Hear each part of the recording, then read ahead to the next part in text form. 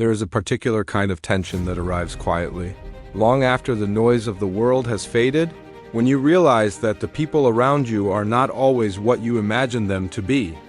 It is subtle, almost imperceptible at first, like a shadow brushing across the floor at dusk. You sense it not in shouts, not in confrontation, but in the small, persistent patterns of behavior that accumulate over time, the choices others make, the boundaries they ignore, the little ways they test patience without knowing it. And in that silence, you begin to understand something you could not see before, that there is one personality trait you no longer tolerate. Not because it threatens you directly, but because it quietly erodes the integrity of every interaction it touches. I remember an imagined period where I tried to accommodate everything, every contradiction, every lapse of judgment, every subtle dismissal, because I believed in giving space, in understanding the nuance of people's intentions. I thought patience was a kind of strength. I thought tolerance was proof of compassion. But slowly, through countless imagined interactions, I realized that there is a threshold. And the moment you cross it, the patience that once felt generous begins to feel corrosive. It is not anger that teaches this lesson. It is the quiet understanding that some traits are fundamentally incompatible with the respect and clarity required to build trust, influence, and authentic connection. There were nights when I sat alone in imagined rooms, watching patterns emerge that had previously gone unnoticed. Someone would repeat the same evasive tactic over and over, or shift responsibility just enough to muddy clarity, or dismiss insight with a thin veneer of agreement while continuing behaviors that undermined it. At first, you might forgive these things, rationalize them as misunderstandings, or convince yourself that context matters. But over time, a deep awareness emerges. You recognize the weight of tolerating what cannot be changed, and how it silently shapes your own behavior, lowering standards, eroding patience, and diluting the quiet confidence that once guided every decision. I began noticing it not as a dramatic moment, but as a creeping realization. A pause in conversation that feels heavier than usual. A choice offered that lacks integrity, even though the words sound sincere. A pattern repeated, despite warnings that had been softly given.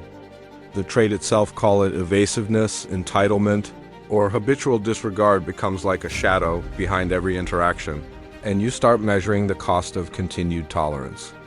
How much energy, how much clarity, how much emotional patience are you willing to give away before it compromises the very foundation of presence? There is a subtle paradox here. Strong men, especially those who value emotional honesty and depth, often endure behaviors far longer than they should because endurance has been celebrated as a virtue. We are told to be patient, to give others the benefit of doubt, to maintain composure even in the face of repeated inconsistency. And yet, the strength that makes endurance admirable is not endless. There is a line between patience and compromise, and eventually you find it. You recognize that tolerating the wrong traits is not generosity, is depletion. It steals quiet power, and it diminishes the ability to lead with presence. I remember a quiet evening, imagining a conversation where I finally chose not to justify, explain, or negotiate beyond what felt aligned with truth. In that imagined exchange, there was a calm revelation. Tolerance has limits. Not limits born of anger or pride, but limits born of respect for oneself and the value of intentional interaction. There is something quietly liberating about recognizing that it is acceptable, even necessary, to stop accommodating behaviors that compromise clarity, honesty, and mutual growth. And yet, the recognition of this one trait is not accompanied by dramatic confrontation. There are no explosive moments, no declarations of judgment. Instead, there is a quiet internal realignment. You adjust the boundaries of presence and influence, ensuring that every choice to engage is intentional. You begin to listen differently, speak differently, and measure attention not by default, but by discernment. The trait you no longer tolerate ceases to dominate interactions not through force, but through the careful application of absence, reflection, and selective engagement. Over time, this quiet discernment begins to reshape relationships entirely. You notice which connections thrive when integrity is honored and which falter under habitual disregard. You recognize that influence and respect are not extracted through loud demands, but through consistent alignment with values that matter most. It is not about proving superiority or asserting control, it is about protecting presence and emotional clarity. And in that protection, the voice that once tried to accommodate every flaw begins to speak only when alignment and authenticity intersect. The more I imagined this shift, the more I understood a paradox of human behavior. People often mistake patience for weakness or tolerance for acceptance. But those who practice quiet strength learn the difference between observation and indulgence.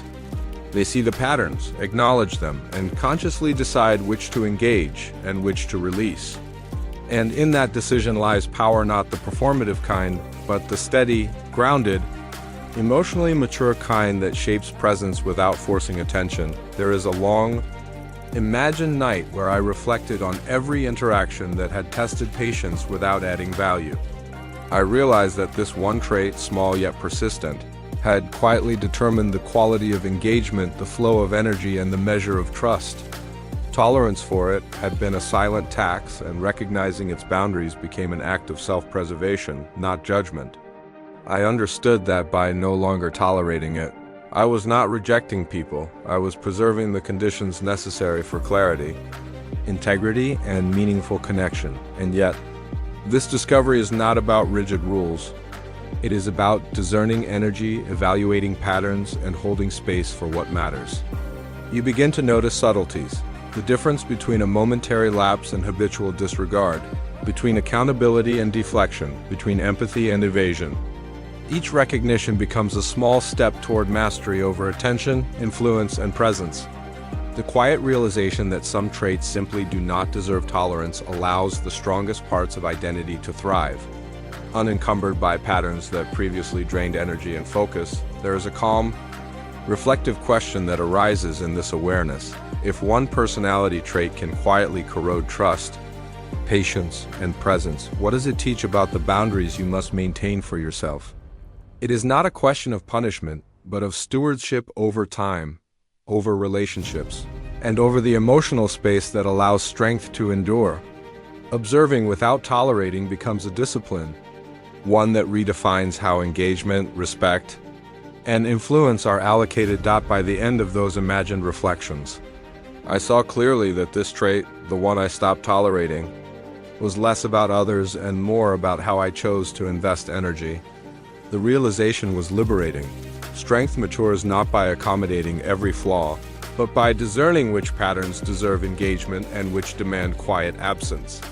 And in that discernment, quiet confidence is born. Not from confrontation or assertion, but from clarity, alignment, and a refusal to compromise presence for the sake of others' inconsistency. In that calm understanding, I felt a quiet resolution.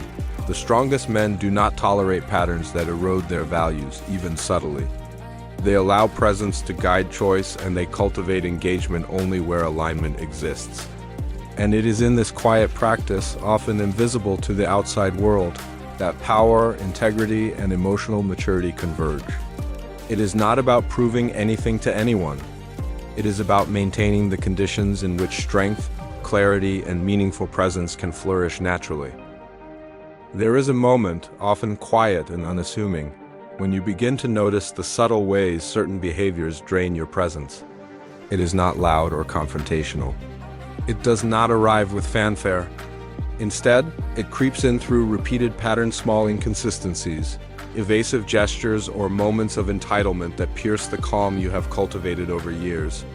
And in that observation, you feel a growing clarity, a recognition that one personality trait, seemingly harmless at first, has quietly been testing the limits of your patience.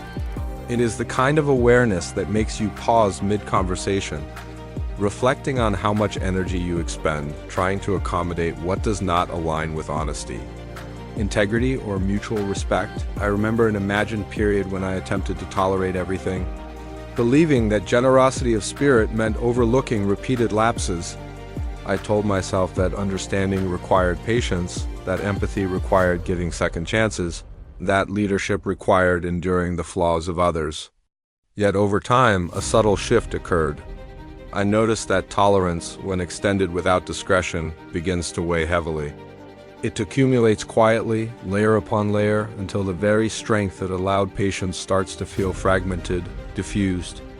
And in that quiet accumulation, you realize that endurance is not limitless. And that sometimes the most courageous act is the decision to no longer accommodate what undermines trust or clarity. There were imagined nights where I reflected on exchanges that left me feeling drained, despite no visible confrontation taking place. Someone would speak in ways that avoided accountability, twist intentions, or redirect responsibility. At first, I rationalized it, attributing it to misunderstanding, context, or temporary lapse. But repetition creates clarity. Over countless imagined interactions, a pattern became unmistakable. The trait that had quietly chipped away at engagement revealed itself: habitual evasion, disregard for consistency, or subtle attempts to manipulate perception. And once recognized, the choice to no longer tolerate it was less about rejection and more about preserving the integrity of every subsequent engagement. I began to notice an internal tension, one that exists between empathy and self-preservation. Strong men, particularly those who value emotional honesty, often endure behaviors far longer than they should. We are taught that patience is a virtue, that endurance signifies strength. Yet enduring the wrong traits silently corrodes presence. It diminishes the clarity with which we observe, the authenticity with which we speak, and the confidence with which we engage. In this tension, a critical question emerges: when does tolerance become compromise? And at what point does patience transform into depletion? One imagined evening, I visualized a scenario where I finally chose not to explain, justify, or negotiate beyond what felt aligned with truth. In that imagined space, a quiet realization settled: boundaries are not weakness. Choosing not to tolerate certain behaviors is not a judgment, but an assertion of self-respect and intentional presence. The strength that comes from this recognition is subtle, yet profound. It does not announce itself through confrontation. It exists in the quiet confidence that your engagement will now be guided by alignment and integrity, rather than obligation or fear of conflict. Yet this understanding does not arrive instantly. There are periods of reflection when you notice the patterns without immediately responding. You observe the evasions, the manipulations, the repeated disregard, and you ask yourself quietly, how much energy am I willing to invest before my presence is compromised? How many interactions can I sustain without eroding my own standards? These questions do not seek immediate answers. They linger like shadows, shaping perception and guiding choices with patient subtlety. As I imagined more of these evenings, I noticed another dimension: the realization that influence is not about reacting to every inconsistency. True influence emerges when engagement is intentional, selective, and measured. When you stop tolerating behaviors that erode clarity, your attention becomes more deliberate, your presence more magnetic, and your voice, though quieter, more authoritative. There's a paradox in this: speaking less, tolerating less, and observing more often creates greater impact than endless accommodation ever could. Over time, this approach reshaped imagined relationships. Connections that thrived were those built on integrity, honesty, and mutual respect. Those that relied on habitual disregard or evasion gradually faded, not through confrontation, but through conscious realignment of attention. Influence became less about control or assertion and more about stewardship, the careful allocation of energy, presence, and trust. And in that stewardship, the one personality trait that was no longer tolerated ceased to dominate interaction, quietly allowing clarity and authenticity to flourish. I began noticing subtle patterns within myself. I realized that patience, when applied indiscriminately, could dull intuition. Tolerance without discretion could blur judgment. And by no longer accommodating the trait that quietly undermined engagement, I discovered a form of strength that was not performative but enduring. It was the kind of strength that did not need to assert itself loudly. It simply existed in the consistent application of principles, the measured allocation of attention, and the deliberate choice to engage only where alignment existed. And yet, this discovery raised another reflective question: if one personality trait can quietly erode trust, How do we recognize the point where tolerance should end? It is not a question of punishment, nor is it about rigid rules. It is about discernment, about observing patterns, and about understanding the subtle ways that repeated behaviors shape energy, influence, and connection. Learning to observe without indulgence, to care without compromise, becomes a cornerstone of quiet strength. There were imagined nights when I replayed exchanges that once frustrated me.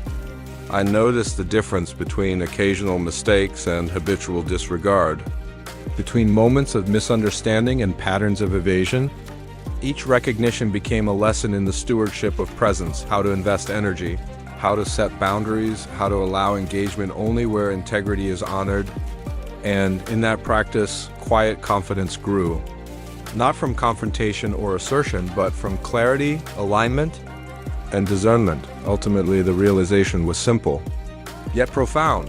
The strongest men do not tolerate patterns that quietly erode presence. They preserve clarity, protect integrity, and allocate attention intentionally. They understand that power is not demonstrated through endurance of every flaw, but through the careful maintenance of conditions where strength, authenticity, and meaningful engagement can thrive.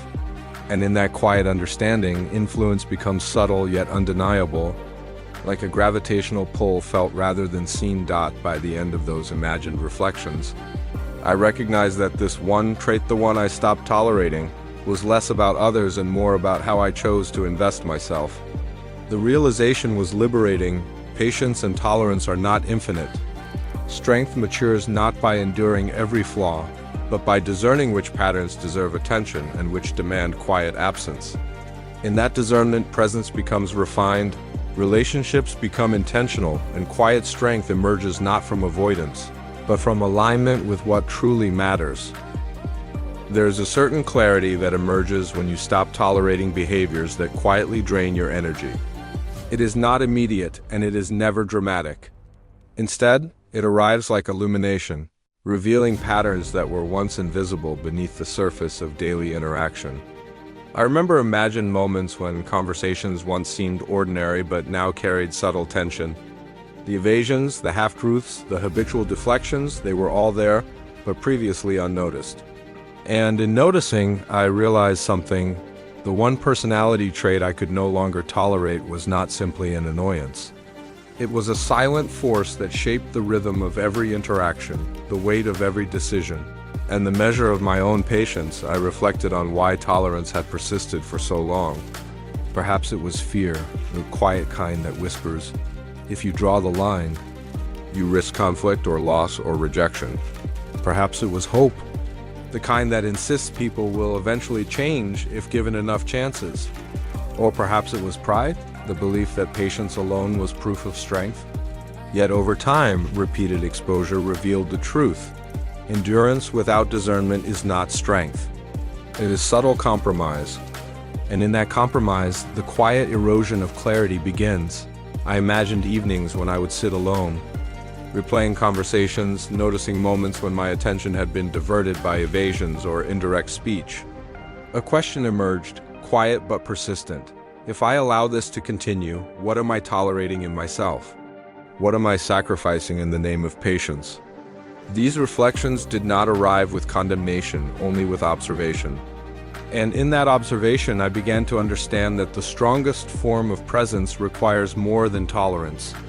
It requires discernment, the courage to differentiate between patterns worth enduring and patterns that quietly undermine engagement, honesty, and mutual respect.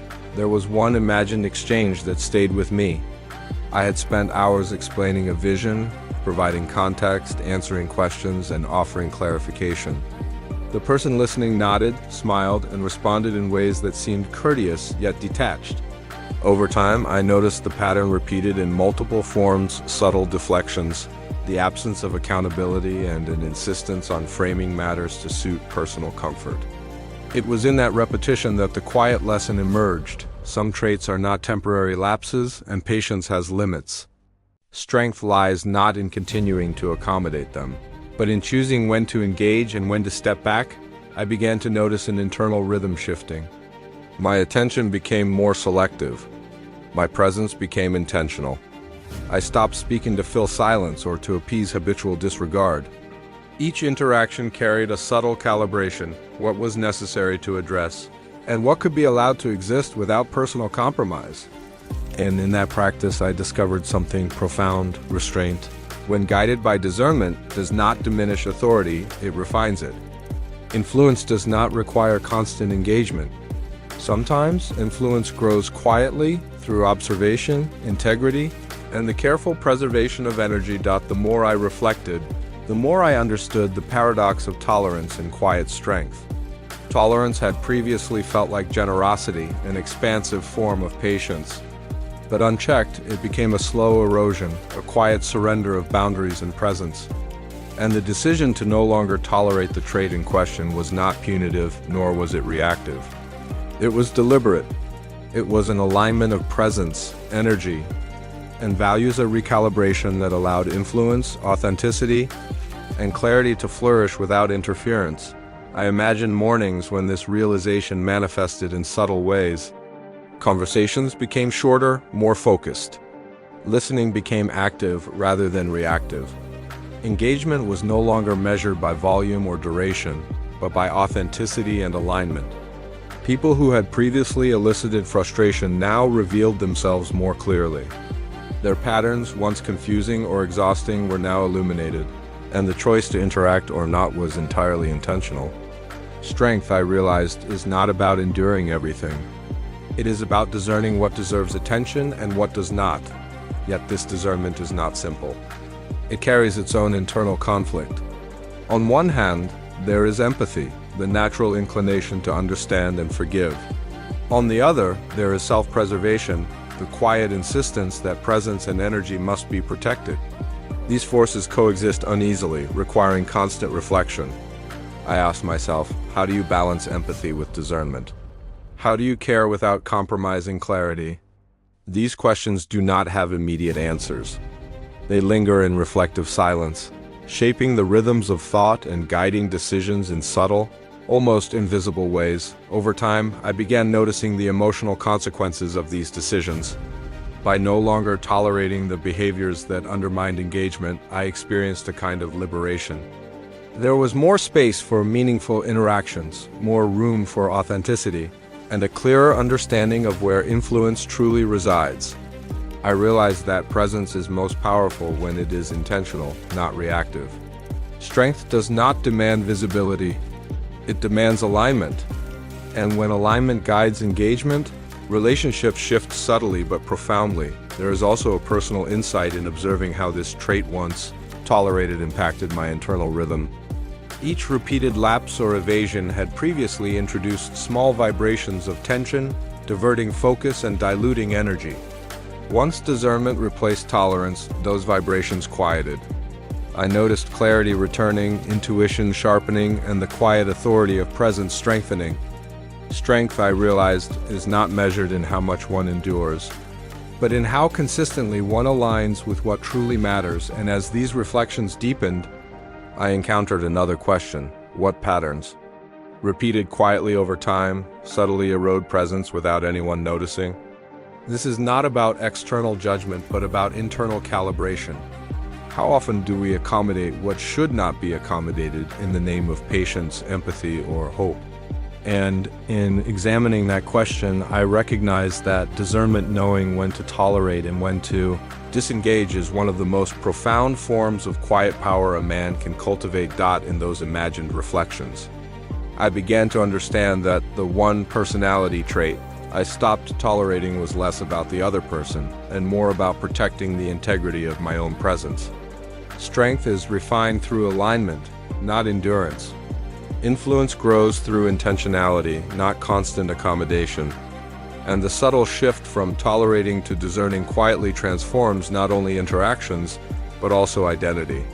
Presence, clarity, and authority emerge not from volume or performance, but from measured engagement, alignment, and the courage to act with intentional restraint. By the end of those imagined nights, I recognized that this understanding was deeply personal yet universal.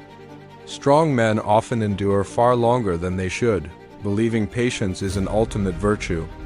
But true strength, I realized, is discernment, knowing which patterns to accommodate, which to challenge, and which to simply step away from. And in that discernment, quiet authority emerges, a presence that does not demand attention, yet commands respect, fosters alignment, and protects the integrity of every interaction.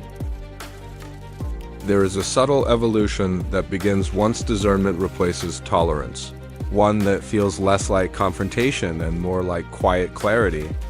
It is not loud and it rarely draws attention. Instead, it manifests in the rhythm of thought, in the spaces between words, and in the deliberate cadence of presence. I remember imagined evenings when I sat reflecting on interactions from earlier days, noticing how the absence of toleration created room for intentional engagement.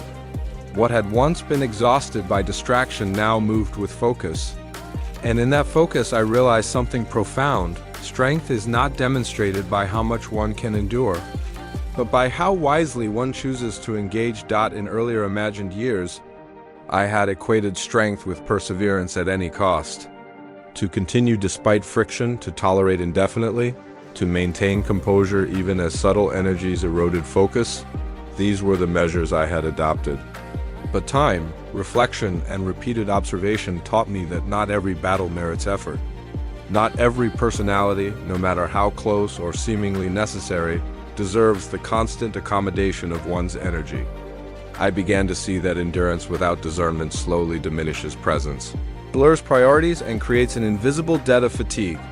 Strength, in its quietest form, chooses boundaries carefully. I recall imagined moments when this realization shaped interactions in ways that felt almost imperceptible.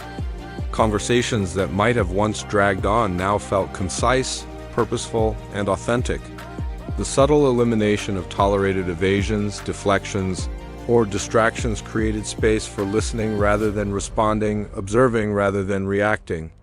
And in observing, I noticed the nuance of human behavior in ways that loud engagement had previously obscured. Strength, I realized, does not need volume to be felt. It is embedded in the rhythm of presence, in the consistency of engagement, and in the intentionality of attention.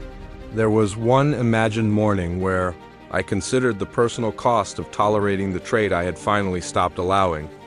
I saw how much energy had been quietly siphoned, how many hours of reflection had been diluted by accommodating behaviors that contributed little to truth or alignment. The insight was simple, yet profound. Energy devoted without discernment is not generosity, it is compromise.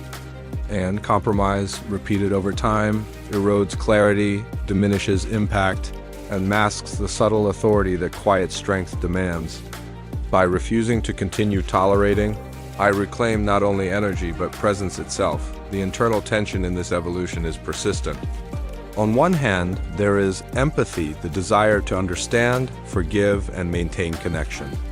On the other, there is the need to protect the integrity of thought, the cadence of purpose, and the depth of engagement. These forces exist in delicate balance.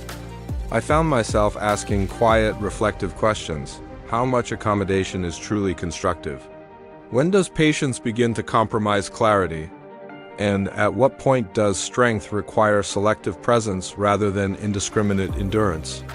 These questions do not offer immediate resolution. They linger, forming a gentle, persistent rhythm beneath every decision. In imagined interactions, I began noticing the effect of this evolution on those around me. People who once elicited frustration through evasion now either adapted or revealed themselves clearly. The subtle power of non-tolerance reshaped expectations. Relationships no longer relied on verbal insistence or performative patience. Instead, they became spaces of alignment, where energy was preserved for authenticity, attention was guided by discernment, and engagement occurred on terms of mutual respect. Strength, I realized, is not about domination or assertion, it is about cultivating presence that communicates without force. I also observed a transformation in internal reflection. By refusing to accommodate the trait any longer, I discovered a kind of quiet liberation. Thoughts were less fragmented, attention was less scattered, and the internal dialogue became clearer. Patterns that once drained focus were now visible, analyzed, and addressed with intent. Strength, in this context, was not a demonstration of endurance, but a refinement of influence. The quiet authority of presence became more tangible than any previous expression of force or volume, yet this evolution is not without its subtle tensions. The line between discernment and detachment is delicate. One must remain vigilant, ensuring that non-tolerance does not slip into disengagement, and that protection of energy does not become avoidance. I ask myself reflective questions. Am I stepping back to preserve clarity or withdrawing to escape discomfort? Am I setting boundaries or simply avoiding responsibility? These questions remained unresolved in the moment, but sitting with them cultivated awareness, patience, and emotional maturity. Over time, I noticed another dimension of change. This quiet discernment reshaped not only interactions but also self-perception.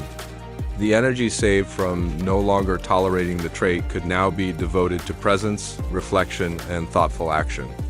The internal authority of alignment strengthened. Influence was no longer a function of persistence or volume, but of intentionality, observation, and consistency. Strength matured quietly, demonstrating its impact not through force, but through presence, patience, and subtle guidance. I imagined evenings when this quiet transformation became tangible. Sitting alone with reflection, I recognized how much of earlier frustration had stemmed not from external behavior, but from my own willingness to tolerate it. By choosing discernment over endurance, I reclaimed subtle authority and created space for authenticity to thrive. The quiet power of presence, calm, measured, aligned, emerged as something far more enduring than any previous assertion of influence or resilience. There is also a relational dimension. Quiet strength reshapes connection. By no longer tolerating the trait, interactions began to feel lighter, clearer, and more aligned with intention. Love, respect, and collaboration benefited from boundaries that were once absent. The energy previously spent navigating evasions or deflections was now available for presence, active listening, and genuine engagement. And in those moments, I observed an important truth. Influence is not derived from tolerating everything, but from preserving the integrity of attention and energy. As reflection deepened, another question emerged. How many people quietly compromise clarity by tolerating what should not be tolerated? And how many allow patience to dilute presence, believing endurance itself is strength? The answer is not binary. It is measured in the subtleties of daily interactions, the cumulative weight of repeated choices, and the quiet power that emerges when discernment replaces tolerance. This insight reshaped the understanding of influence, authority, and self-respect. By the end of those imagined reflections, I noticed that the quiet transformation was complete not in external displays but internally. Strength was now measured by presence, clarity, and alignment rather than volume, persistence, or accommodation. The authority of influence rested on intentional engagement, not continuous endurance. And the one personality trait I had stopped tolerating, once a source of subtle tension, had become a guide for cultivating quiet, sustainable power. There comes a final stage in this quiet transformation of strength, one that feels less like confrontation and more like steady understanding. It is the point where the urge to prove, to justify, or to insist finally softens into a consistent rhythm of presence. I imagine evenings where the world's noise fades, leaving only the subtle echo of what truly matters. In those moments, I notice that strength is no longer defined by how much one can tolerate, how loudly one can speak, or how visibly one can assert. It becomes fidelity to oneself, a steady alignment with internal truth. Even when external validation is absent. In earlier imagined years, I had equated influence with visibility. To be noticed, to be persuasive, to command attention, these seemed inseparable from being effective. I thought that authority required continuous demonstration, that respect was earned through persistence and loud engagement. But reflection and time taught me otherwise. True influence does not always arrive through force or volume. Sometimes it emerges quietly, through patience, consistency, and a presence that communicates meaning more clearly than words ever could. I recall an imagined evening when I observed those around me who carried themselves quietly. They spoke selectively, listened attentively, and engaged with deliberation rather than compulsion. Their subtlety drew attention, created clarity, and shaped outcomes without fanfare. In their quiet, I recognized an echo of my own evolution. The man who had once equated loudness with strength had not vanished, he had transformed. Strength had matured into something that no longer demanded validation, yet exerted influence naturally and effortlessly. This quietness reshapes relationships as well. Love, connection, and loyalty respond differently to subtlety than to spectacle. I imagined interactions where presence mattered more than explanation, where gestures carried more weight than words, and where consistency held more significance than intensity. Quiet strength does not create distance. It invites others in without pressure, without performance. Its authority is not imposed, but embodied. And in that embodiment, the strongest influence emerges not through coercion or insistence, but through the safety and stability one radiates. Even internal conflict begins to shift in this state. Questions that once demanded urgent answers about doubt, judgment, and self-worth become contemplative companions. They no longer require resolution, only observation.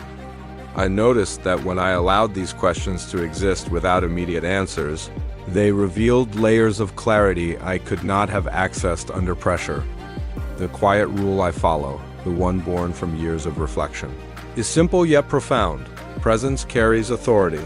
Patience cultivates understanding, and enduring strength does not always assert itself. Sometimes it waits, observes, and allows clarity to form naturally. I imagined walking through memories of past conversations, decisions, and unspoken moments. I realized that what remains at the core of influence is rarely the magnitude of achievement, the visibility of success, or the assertiveness of action. What remains is emotional resonance, the subtle imprint left through calm presence, integrity, and intentional care. Quiet men do not become quiet because they lose power. They become quiet because their power evolves into something that no longer needs demonstration. It becomes invisible, yet undeniable. Reflection also brought compassion. I thought of the younger self who equated volume with being heard, intensity with strength, and persistence with value. I felt a quiet understanding for that version, recognizing that loudness was necessary at the time. Yet I also saw the inevitability of transformation. Strength matures when it learns to distinguish urgency from importance, action from reflection, visibility from presence. The evolution carries humility, not defeat, presence, not performance. It allows integrity to flourish without continuous validation from the outside. Quiet strength deepens emotional connection. I imagined relationships where mutual trust grows not from insistence, but from the reliability of presence, the repetition of thoughtful gestures, and patience for the natural unfolding of understanding. Vulnerability is safe within this space because it is met with steadiness rather than judgment. Patience and attentiveness coexist with independence and agency. Caring deeply does not require constant reassurance. And in observing these patterns, I realized that influence is strongest when it is unobtrusive, subtle, and authentic. Finally, I returned to a fundamental insight. The quiet man is not silent because he has nothing to say, but because he has learned that words carry their deepest meaning only when they serve understanding rather than ego. Silence is not emptiness, it is a vessel. Listening becomes more than habit. It becomes principle. And in that principle, strength matures into a form that is enduring, grounded, and humane. Ambition can coexist with presence, courage with patience, and love with independence. In this quiet state, questions remain, yet they no longer demand immediate answers. They exist to be observed, respected for their complexity, and allowed to shape perspective without destabilizing it. And I understand now that the ultimate evolution of strength is not in how loudly it can be expressed, but in how profoundly it can exist without assertion. The man who speaks less, listens more, and prioritizes presence over performance has finally learned the deepest truth. True power is measured not externally, but internally by alignment, by observation, and by the generosity of steady presence.